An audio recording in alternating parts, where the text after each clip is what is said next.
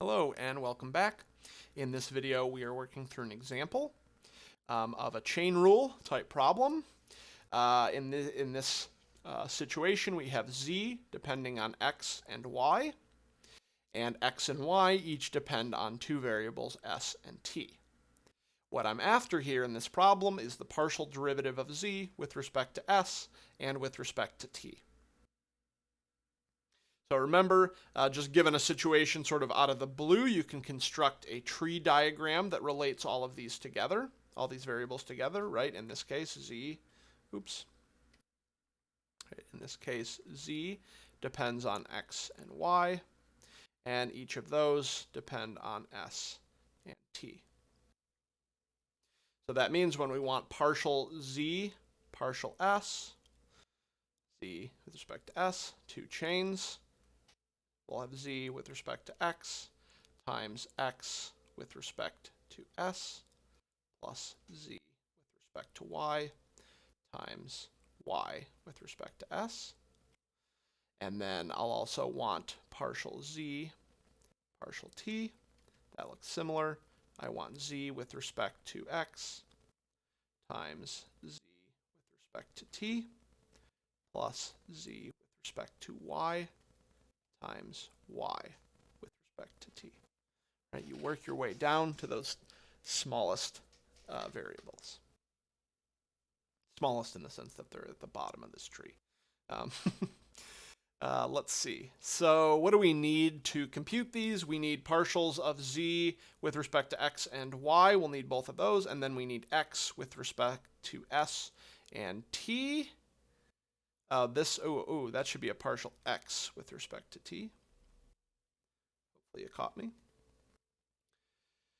So let's go ahead and get all these component derivatives. All right, so let's do partial z with respect to x. All right, cosine 3y, that's a constant with respect to x. So I should just do sine of 2x. So 2 is going to pop out, and that's going to change to a cosine. So I'll have 2 cosine 2x times cosine of 3y.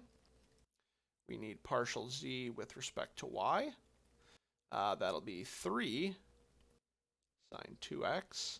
Actually, negative 3, because this cosine is going to go to a minus sign. Sine 3y. And then I need my dx ds, or partial x with respect to s. That'll just be 1. I need partial x with respect to t. Oh, that's, again, just 1. I need my partial y with respect to s. That's 1. And then partial y with respect to t. That's just 1, 2. Oh, just kidding. It's negative 1. All right, let's go ahead and combine these. So z with respect to x times x with respect to s. That's just 1. So this should just be 2 cosine 2x cosine 3y. That's my first term, plus z with respect to y times y with respect to s. So that's a 1, so it's just this. So this is really a minus 3 sine 2x sine 3y. And that's my partial with respect to s. Great. Now let's do the same with respect to t. So I need z with respect to x, that's this one, times x with respect to t, so that's 1, so it's just this. 2 cosine 2x cosine 3y. And then I have z with respect to y, this one, times y with respect to t, which is a negative, so that'll cancel this out, so this will be plus 3 sine 2x sine 3y. And that's my partial of z with respect to t. Now you might wonder where you might encounter a situation like this, where we have x and y depending on two variables, s and t.